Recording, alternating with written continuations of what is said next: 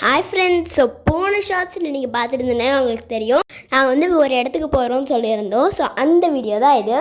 So நாங்கள் வந்து சென்னைக்கு வந்திருக்கோம். அதுவும் நான் போன வீடியோலேயே சொல்லியிருந்தேன். ஸோ சென்னையில் வந்து அந்த இடத்துல வந்து இம்பார்ட்டண்டான ஒரு இடம் என்னது, போயஸ் கார்டன். ஓகேவா?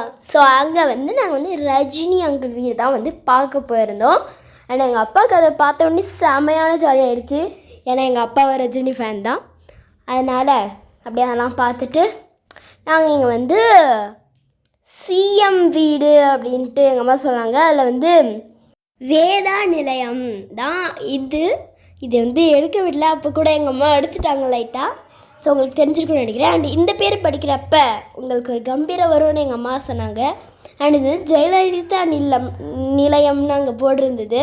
ஆனால் இதில் வந்து சசிகலா அவங்க இருக்காங்களாம். அது வந்து செம்ம பெருசாக இருந்தது, மண்டபம் மாதிரி. இதுதான் இருக்கலே பெருசாக இருந்தது. அண்ட் இதை பார்த்து முடிச்சுட்டு நாங்கள் எங்கே தெரியுமா போனோம், போயஸ் கார்டனில் புதுசாக ஒருத்தங்க கட்டியிருந்தாங்களே வீடு, அது போர்டு பார்த்தாலே உங்களுக்கு தெரியும். வெயிட் பண்ணி பாருங்களேன். ஆமாம், தனுஷ் வீடு தான். அண்ட் இதை பார்த்து முடிச்சுட்டு நாங்கள் அப்படியே வீட்டுக்கு போயிட்டோம். பாய்.